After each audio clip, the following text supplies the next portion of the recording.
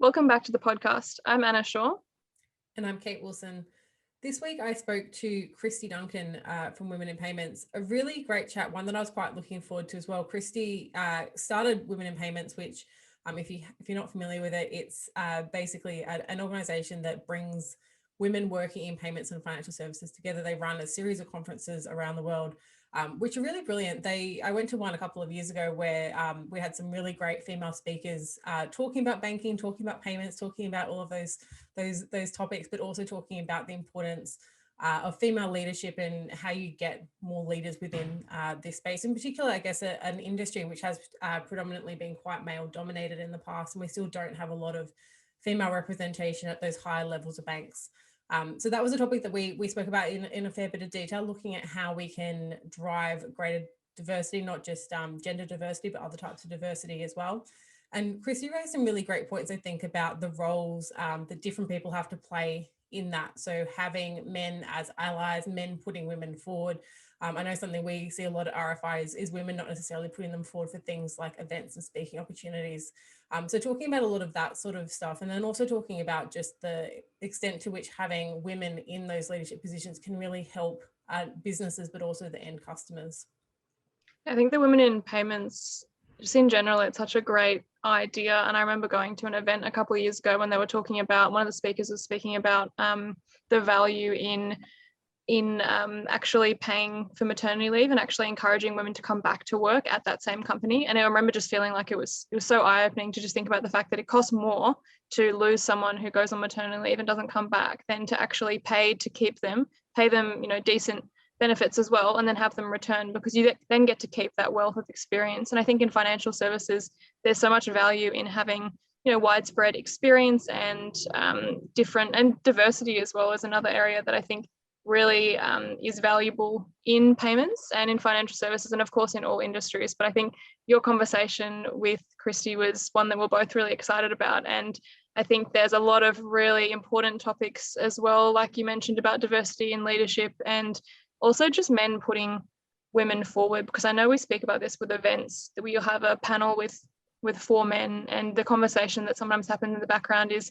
could any of those men have put a female colleague forward for that? Is there opportunity to actually say, I know you want me to speak, but I know this great woman in my company who could also share their perspective? And I think that's still a change we're yet to see in the industry, particularly, in events particularly.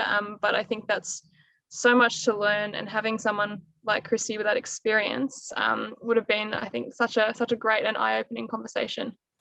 We're still just so socialized, I think, as women, to not put ourselves forward for things. There's that idea about men, if they look at a job ad and they think they can do 50% of the role, they'll put themselves forward, and women won't unless they think they can do absolutely everything on a job description. I think it's a hard one to tackle, because I think a lot of it is really ingrained, and a lot of gender stereotypes still persist. But I know that I've had that experience as well of not putting myself forward for something, thinking, oh, there's someone out there who's better suited to that or has more experience than I do. But having that diversity of opinion and diversity of thought is so important, even if maybe it means you're having someone who's speaking who maybe doesn't have as much experience, but has a very different experience and a very different viewpoint. Yeah, absolutely. And I think that does show through in some of our research as well, where we can see that some of the results we're seeing do suggest that potentially men are a little bit more confident in their ability to do things or know things. And I know you had a couple of data points to share. Do you want to talk us through those? Yeah, absolutely. So one of the things, I know we've been having this conversation, but this idea of having women, having diverse people who are making decisions in banking is an idea that I've really been thinking about quite a bit this year. If people do have different needs, if you don't have the right people in the room making decisions and being conscious of those needs, then you end up with products which really aren't suited to everyone. And I think over my years at RFI, I've been quite resistant to the idea of doing gender cuts and gender analysis on our data. You don't want to play into those stereotypes. You don't want to play into the idea that women are different. You want to try and promote that gender equality. But I think there's some valid reasons why we should be looking at things from a gender view and looking at how men and women have different attitudes towards banking and finance. So what I've done is I've pulled out some interesting stats, and I know you'll like some of these, Anna. These are all ones really talking about women's attitudes towards banking and finance. And I was quite shocked by some of these actually. So I think the first one, which I would mention, I think has some far-reaching implications as well. Women are more debt averse than men, which isn't something I'd really thought about much before. But women are significantly more likely to say they feel uncomfortable when they're borrowing money. If they had an unexpected bill, women are significantly less likely to say that they would use a credit card to pay that bill. They're much more likely to rely on savings and also on buy now, pay later, which I think raises another question. We've seen in our data over time, buy now, pay later being more utilized by women compared to men. And I think we've always just assumed that's because of the types of partnerships that buy now, pay later providers have had. So Afterpay, partnering with lots of fashion brands, and maybe that perception of women shopping with those types of brands to a greater extent. But I wonder if there's something there as well around, because women are more debt averse, something like buy now, pay later really meets their needs maybe in a different way to a man who isn't as uncomfortable when it comes to using credit. And then the other point that came out of our data was women are a bit more likely to say that they are struggling with financial burdens. So they feel more likely to say they feel overwhelmed by financial burdens. They're also more likely to say that they think that they need help. So they are more likely to say, I don't think I'm completely in control of managing my finances. I think I do need someone to help me manage my finances to a significantly higher degree than what we see for men. So for example, about 60% of men say, I'm completely in control of my finances, completely in control of my money, I don't need any help. For women, that's only 40%. So a really big, perhaps unmet need there around helping women with managing their finances and their money. That idea about being overwhelmed with financial burdens, I think, is really important as well, because there's one topic which is thinking about investments, so how comfortable women are taking risks, and we know that women are less likely to be comfortable taking risks compared to men if we look at the sort of traditional schools of thinking around that. But then when it comes to just general financial burdens and general finance, the idea that women are more likely to feel overwhelmed, I think, is the biggest concern, because if you're thinking about then relying on, or how women are using credit, how they're relying on different products, how comfortable they are looking into their options, even reassessing whether or not their financial products suit their needs, and actually looking at their finances and going, I'm in a good position, or I need to change something. I think even to look at your finances and really assess your spending and your saving can be quite confronting. And this idea that women already feel more overwhelmed, I can imagine particularly when you add the life stage element to that, where when there are dependents, when you're feeding a family or you're caring for parents, things like that, then there's this level of this, I think, opportunity for, I guess, more consideration of how do you make financial services products and educational tools and bank websites and any kind of tool that can help a customer, how can you make that accessible, easy to understand, but also how do you encourage women to look into finances and also just make them feel a bit more confident? Like we know with the pandemic, the idea of reassurance has become more and more important. So reassuring me that my money is safe, or that that my bank will help me if I can't pay my home loan for 1 month, or things like that. This idea of reassurance has become more and more important with the pandemic really increasing financial stress. And I can imagine for women that's just as relevant, where you want reassurance that the products suit you, or that you're managing your money in a way that works. But I think there's still a lot of opportunity to have women in the room when these decisions are being made, actually figure out how do you make products and how do you educate customers to really feel like they know the products they have and kind of know what to do, know how to take the next step, who to talk to as well. And I think that point you made about the proportion who need help managing money and finances is quite key as well. So men are less likely to say they need help. Women are more likely to say they need help. Doesn't mean they have the same likelihood or the same needs. Maybe not. Maybe it's just a confidence piece as well. But the fact that women are openly saying they're more likely to need help, or they're more likely than men to say they need help, I think that signals a real opportunity in the market to, offer the help or make it clear where women can actually go to get that help. Yeah, giving women back confidence. I think there's, as you said, is it that women need more help, or is it that they don't have that same level of confidence that men do? And how is that shutting them out of opportunities and out of products? And I think there's often, this perception of debt is a bit of a necessary evil.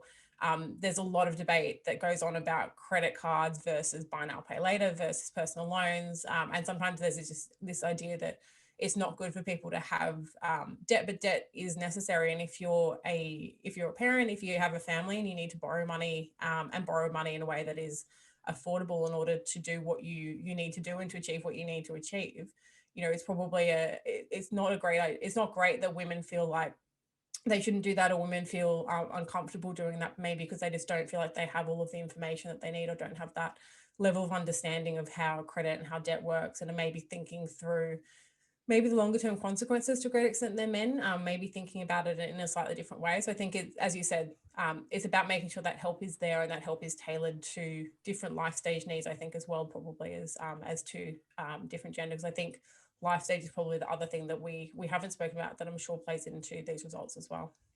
Absolutely. And I think the idea that I really like is when thinking about finances and banking and products and, ideas of your spending and saving, what really needs to happen is customers need to be empowered with their own information. So knowing your position actually enables you to make more clear decisions and enables you to kind of be in control, or feel a little bit more in control, because you've got an idea of where you sit. And I think a lot of it comes down to uncertainty. And with the pandemic, uncertainty has really increased. People just aren't sure, what's going to happen week to week, let alone can I buy a house in 5 years, or is my retirement savings, are they safe and secure when I retire at 60 or 70?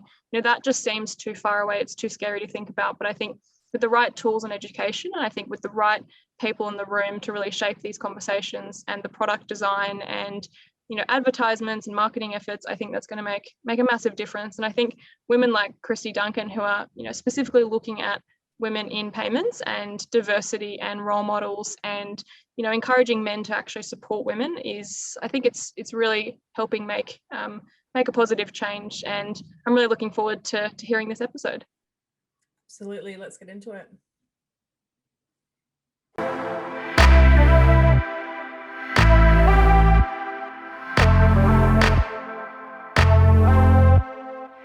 Welcome to the podcast. So great to have you on the show, Kristy. I'm so delighted to be here. Thanks, Kate. Why don't you start off by telling us a little bit about yourself and your background? Okay, well, to make the long story short, I am an engineer by training, a banker by trade, and a payments geek by nature. So I've been doing women in payments for 10 years. Before that, I worked at one of the big Canadian banks, and I've got an engineering degree, and I just love payments. And it's been fantastic to see payments around the world now that I'm running Women in Payments. I am very much of the same idea. I love payments. The Women in Payments event that I went to a couple of years ago in Australia was amazing, bringing together two things that I love so much: women in leadership and payments and banking. What else would you want in a conference? But why don't you tell us a little bit more about what led you to start Women in Payments and why this forum is so important? Awesome. Well, thanks for that question. I'm really excited because we are now in our 10th year. We've got our 10th annual Canadian conference coming up in September. So just a couple months away, and we're getting excited to be able to celebrate that.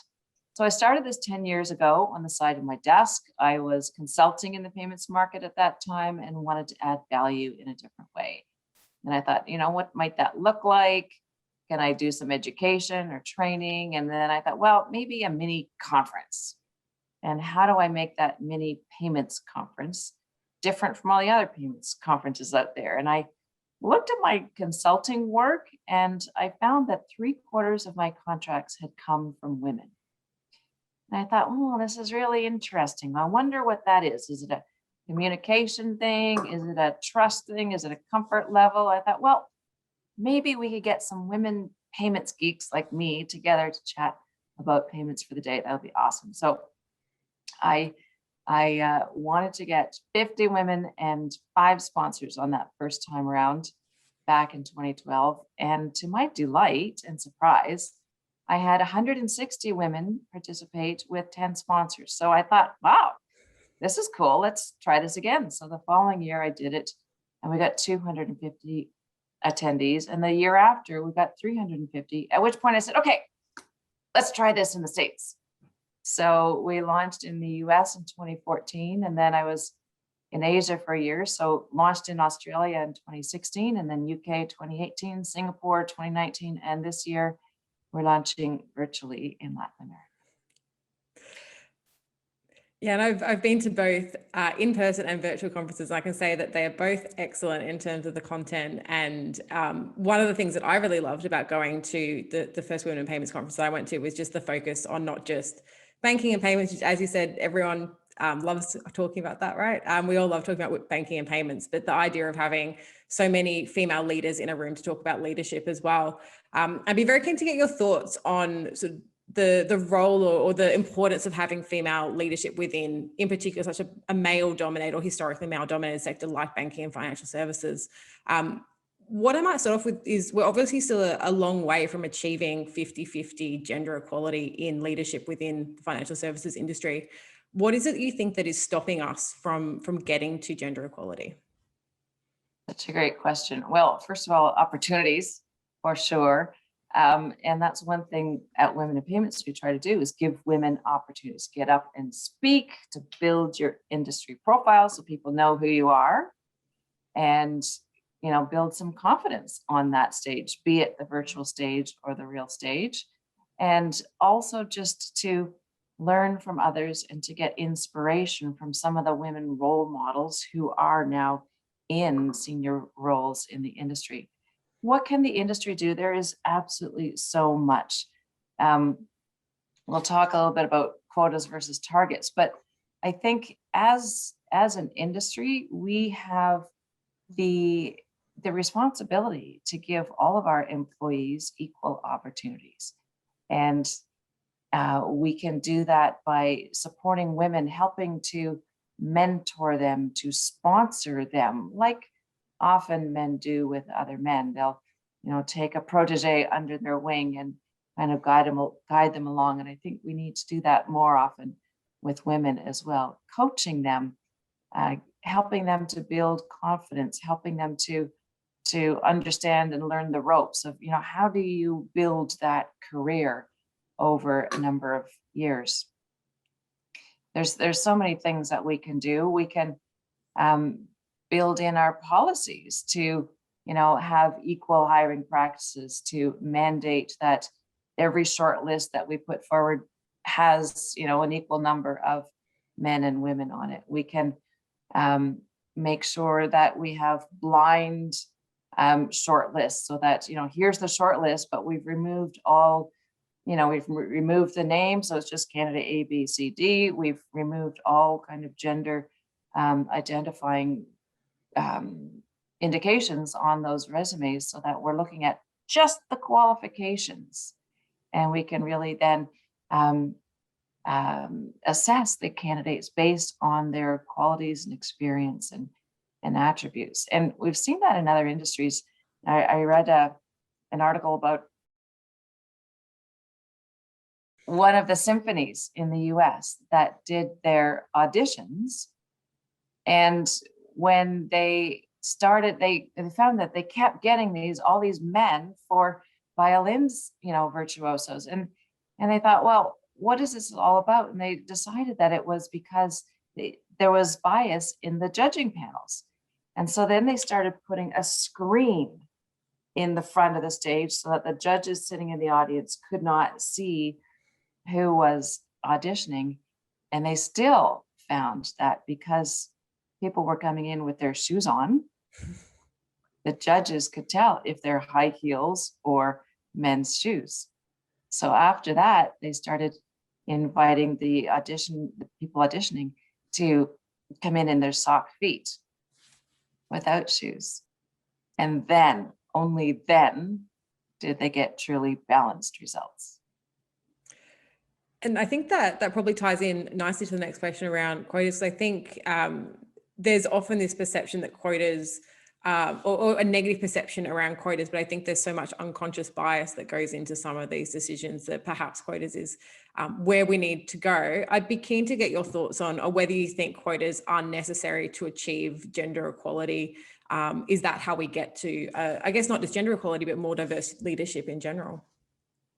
Oh, that's a great question and a politically charged one for sure, Kate. So the research I've seen says that women earlier in their careers absolutely do not believe in quotas, and they don't want to be just ticking a box. But women who are further along in their careers, after they've seen the history and the reality of, we've only got targets and they may or may not be met, and there's no consequences if they don't, that the needle's not moving. We've seen in countries where they do put in quotas that they work. And there's, always the argument that, well, then we're going to pass over people who might otherwise be qualified and they might not get those job advancements opportunities. But that's what's happening today with women. And there was one great quote actually from an Australian woman, Jane Carroll, you might recall her. She said at one of our conferences a couple of years ago, she said, well, I don't know why we shouldn't have, 100% quotas for women in leadership. We've had 100% quotas for men for the last 2 centuries and it's worked. Nobody complained about that. So, I mean, that's kind of taking it to the extreme. But I do think that quotas can work if we're very careful and deliberate about them. And perhaps that's what we need to have in place to actually get to parity, and then we can go from there. That talk that Jane Carroll did at Women in Payments really stuck with me, and she was talking about, I think, not just leadership, but also all the other things that we sort of take for granted in terms of areas where women aren't represented, and the things that impact women, which we're just so used to seeing and don't think about in terms of how we change them. I'd be also keen to know if you think there's anything else we need to do to make the system more fair and more equitable. So you've spoken about quotas, masking applications. What else can we do to make sure that women are getting those access to those opportunities that men have perhaps taken for granted in the past?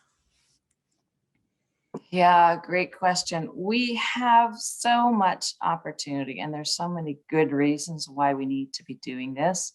And I think companies are really behind the 8 ball if they're not cluing into this. So there was a great quote actually also in the Australian Financial Review a few years ago, saying that if innovation comes from our STEM education streams, the science, technology, engineering, and math, and if the majority, 80% or 90% of those graduates are men, then we are only innovating with half our population.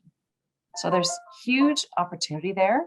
And we as leaders in our organizations have the responsibility, I think, to really help promote that gender agenda. And it's not just gender, it's the whole spectrum of different strands of diversity. So of course, gender is one of the bigger ones, but we've got cultural diversity, we've got ethnic diversity, we've got, sexual orientation, we've got so many different areas that we can have opportunities to promote that.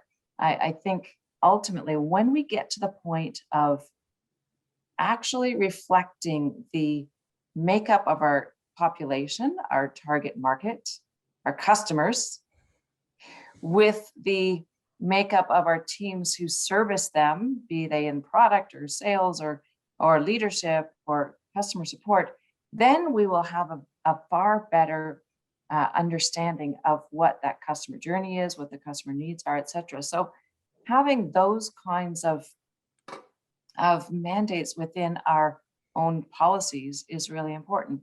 Having those targets, and some organizations around the world are doing a really, really good job of that.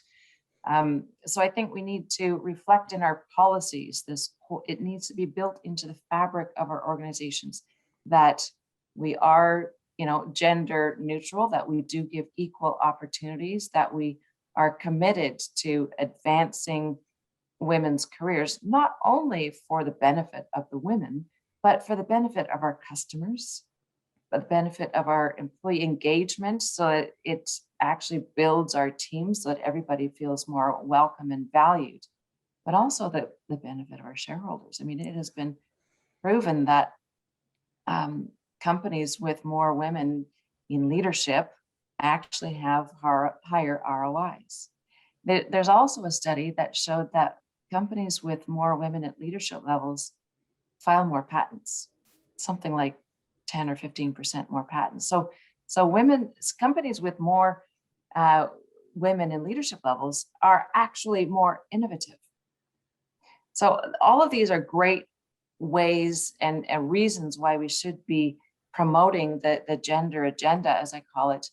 And I think we need to really be working hard to put these kinds of proactive policies in place at the organization level so that we can actually make that happen. And it's not just same old, the way we've been doing business for the last 100 years. Yeah, we will come back to that idea of what's the end benefit of having more diverse leadership. But I think one of the things that you just said that really stuck with me was the having leadership teams and having product teams that represent the customers and your target market. As someone who's worked in market research for almost 10 years, I can absolutely confirm that people assume that other people have the same experience as they do. And not having that diversity of experience means that you're thinking about customers who look and act and have the same life experience as you. So having that diversity is so important when you're thinking about creating new products, solving customer pain points. Indeed. Thinking about how we get there, how we solve some of these problems, what role do you see men playing in terms of promoting gender equality, supporting gender equality? As you mentioned, men generally do make up a large proportion of leadership roles at the moment. So how do we get sort of the right buy-in and what do we need to do in order to work together to get more diversity? Oh, fantastic question. So men, I think, have to be our allies here. We need that allyship, be it from men and the leaders and the policymakers, and that, because so many men are in decision-making roles at the moment, we need their buy-in to help promote this change.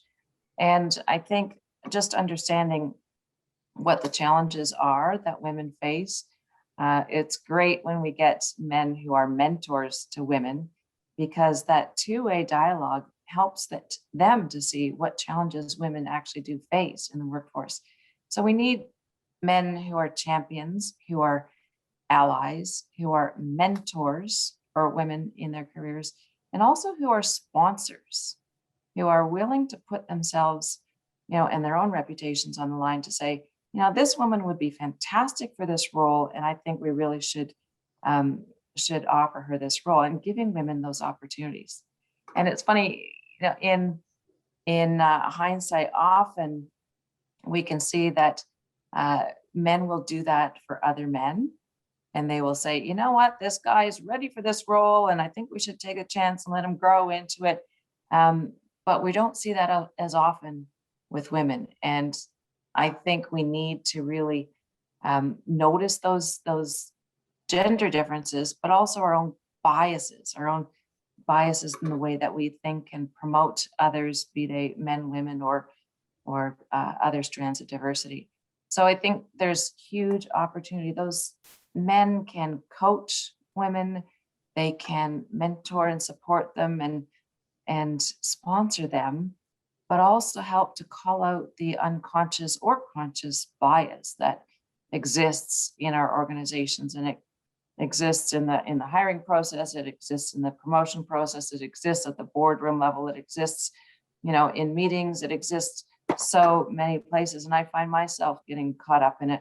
Even, when I listen to a radio interview and they're talking about, well, we talked to Dr. Smith about this, and I'm expecting a man's voice to come on. And, so I still catch myself and think, oh, Kristy, that's an unconscious gender bias. Now you need to really always be aware of it and be calling myself out, but be calling others out. And we can learn from each other. And, we often view ourselves through the lens of other people's eyes. And I think having men do that more consciously and more often would also be really helpful. Yeah, one of the things we've found at RFI running our conferences is women very rarely put themselves forward to speak at conferences, and often you will have to prompt for a female speaker, and the ones we get are great, but they're just not putting themselves to the same extent that men do. And I think there's just a different approach perhaps in terms of the way women sometimes see themselves in some of those roles. And I know I've done that myself as well, thinking, no, I'll wait for someone to ask me to do that rather than putting myself forward for it. So I think that importance of men supporting on that is really key.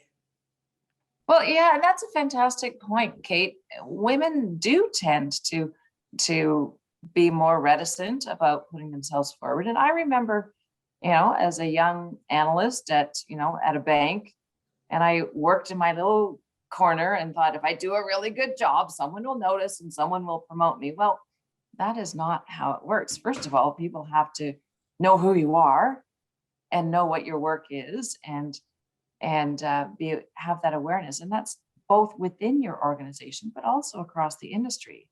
Because as you say, there's other opportunities other than just job opportunities. There's going out and speaking at conferences. And I've had a number of speakers come to me after they spoke at some of our events and say, I haven't spoken at an event before, but after I spoke at Women in Payments, somebody else called and said, oh, would you mind speaking here? Or somebody else called and said, I've got a job opportunity, I'd like you to apply. And I think that's something that we as leaders, particularly men, but women as well, should be more conscious of, is that because women are less bold about putting themselves forward, or perhaps less confident, that we need to tap them on the shoulder and say, I think you'd be great for this panel. Why don't you put your name forward? Or I think you'd be good for this role. Perhaps you should apply. And those kinds of prompts and demonstrations of confidence are fantastic at helping women to say, oh, think so? Really? And there are some research that's showed a much higher percentage of men than women CEOs actually imagined themselves as CEOs earlier in their careers.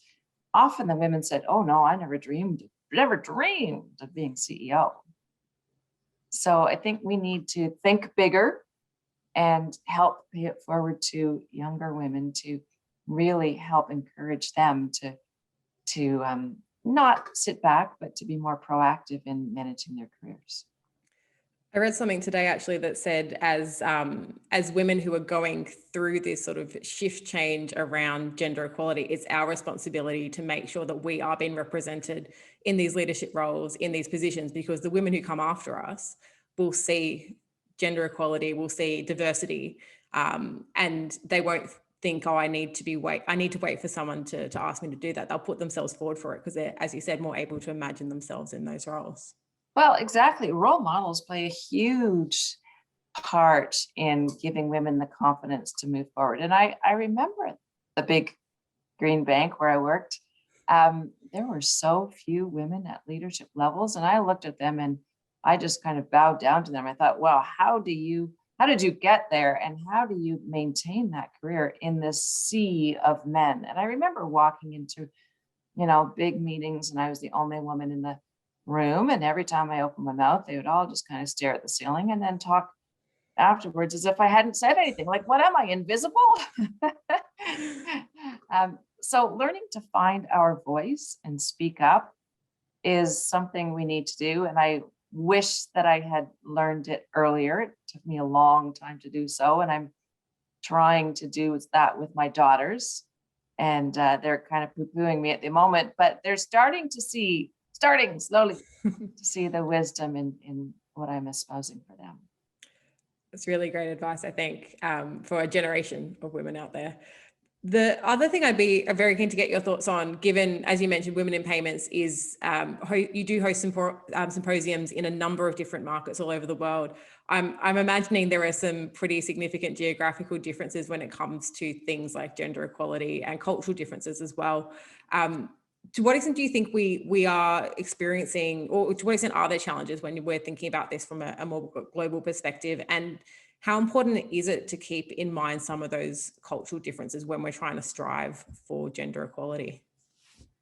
Oh boy, fantastic question, Kate. There are absolutely cultural differences across the different geographies and different countries around the world. And I think it really hit home when I first launched in Australia, because coming from Canada and Canadian cultures are, quite similar, not totally similar, But I just assumed that, Australia is another English speaking Commonwealth country. They're going to be the same as Canada, but that's not true. And there are a number of differences. And I think every culture, every geography, every country is at a different place in their gender journey, if you will. And we need to be very respectful of that. And part of that is the culture in some ways does not favor women, and not every country has equal rights for men and women. And some countries don't have, for example, sexual discrimination laws or even sexual harassment laws. So those are some of the things that different women around the world have to face and struggle with. But the culture itself is, for example, Asian culture, women tend to be much quieter and more respectful of men as the patriarchs and the leaders. And there are many strong women, which is fantastic, but generally they're more soft spoken. So I find myself, I feel a little bit like the brash Canadian when I go to some of these Asian cultures. But I think by being a role model and offering opportunities for women in a safe place, that women in payments can give them a stage, be it on the virtual stage or the live face-to-face stage, to start building some confidence and comfort level with speaking to a live audience. And I remember, early in my career, that was the last thing I wanted to do. It was like the speech in grade 5 you had to give. Like I was trembling in the knees and practically melting in front of the audience because I was so terrified. But with practice, it becomes more easy and more natural, and you get much more comfortable with it.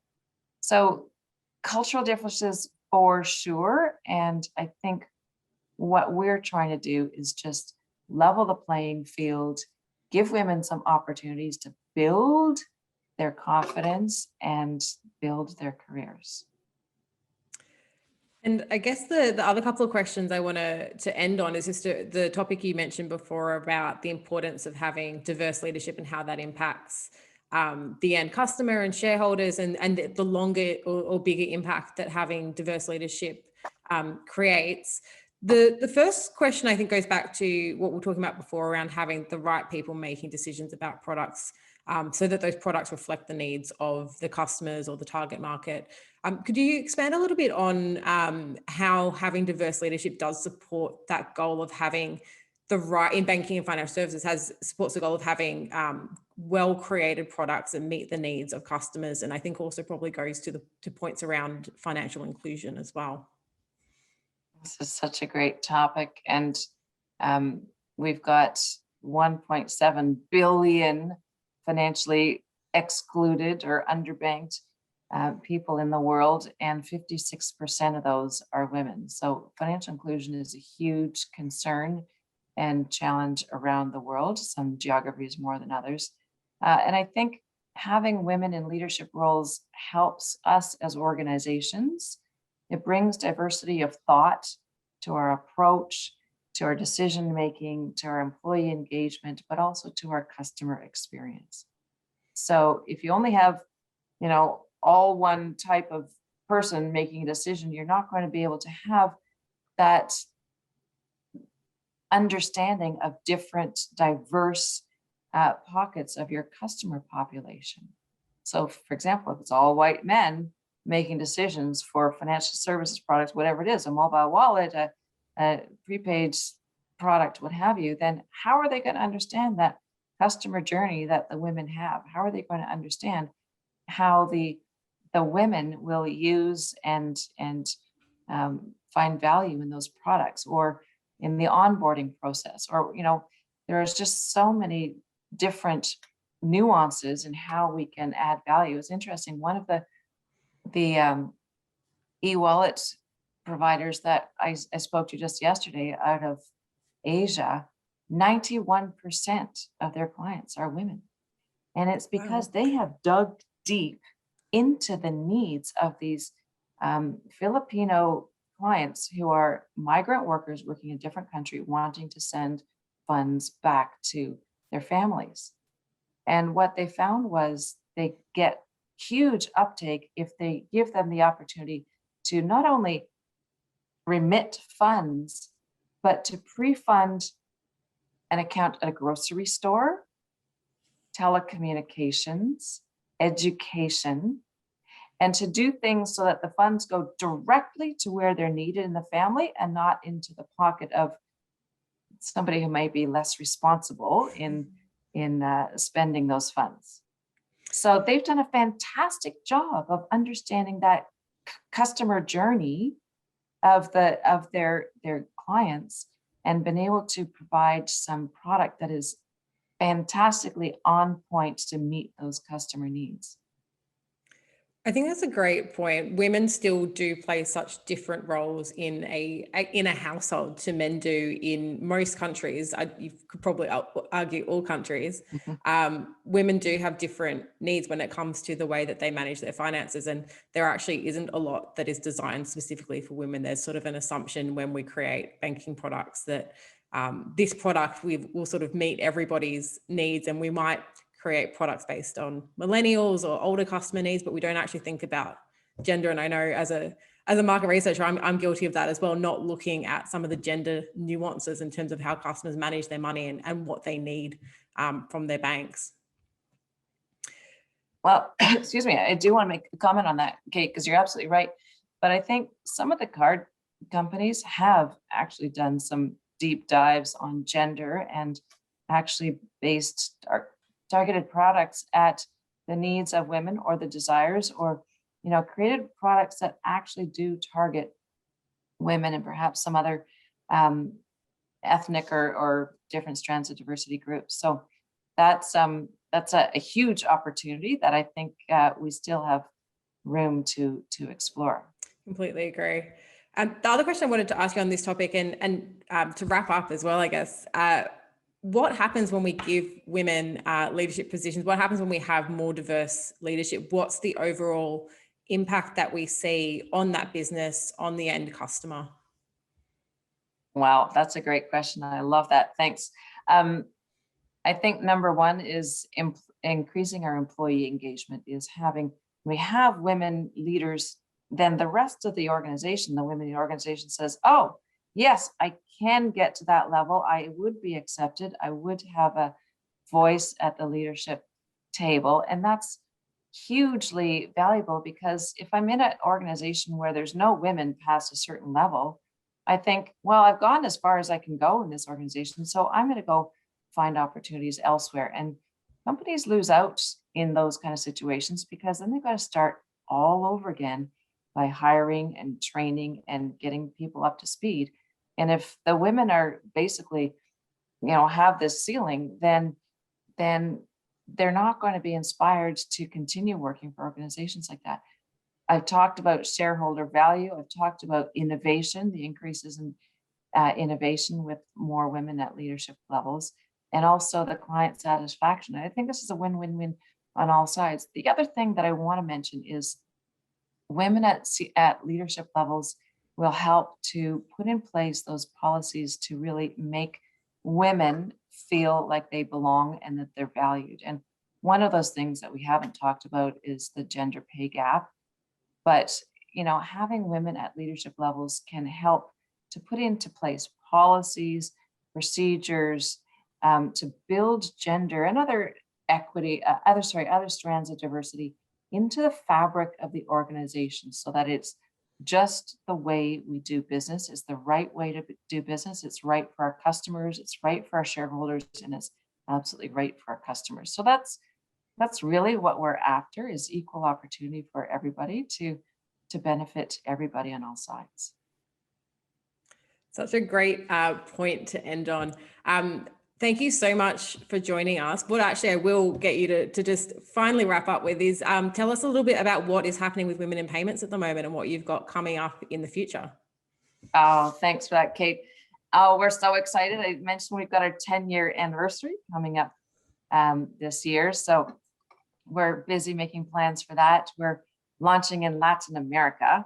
in August, which is going to be fantastic. And that's another untapped market for us. So lots of opportunity, but also, this is a great opportunity for me and my team to stretch our learning muscles and learn about a new culture and learn how business is done, but also learn about what is the gender agenda. Where is that in Latin America? And is it where it needs to be, where they'd like it to be? What opportunities are there? And how do we navigate those cultural differences and geographic differences to bring value to that market? So we're really, really excited. We've got the pandemic has actually been good for us because we're offering this platform for women to come together and support each other. And we do that in a number of ways. We run weekly cafes where people can hop on a Zoom call, no registration, no agenda, just get on and have a quick coffee and meet some people you might not have known before. We've got weekly pause for payments discussions where we talk to some amazing women from around the world of payments every week about either an industry issue or a career development issue. We've got our Unicorn Challenge, which is a fintech pitch contest for women that we're now running in 5 countries. And we're really excited to give women fintech leaders opportunities to pitch and get the word out about their awesome new fintech solutions. So we've got lots happening. And I encourage anybody and everybody in the audience to check out our website, womeninpayments.org, and join. You can join as a basic free member and connect with others and really help to build this global community of women in the payments industry. Absolutely. I can't wait to see what is happening next. I'm looking forward to attending more Women in Payments conferences in the future, hopefully at some point in person. Thank you again so much for joining us today. It was such a great chat. I've learned a lot and you've given me a lot to think about. Thank you, Kate. It's been a fantastic opportunity. Thanks. Thanks for listening to this episode of the Global Digital Banker podcast. You can find us on iTunes, Spotify, and Podbean.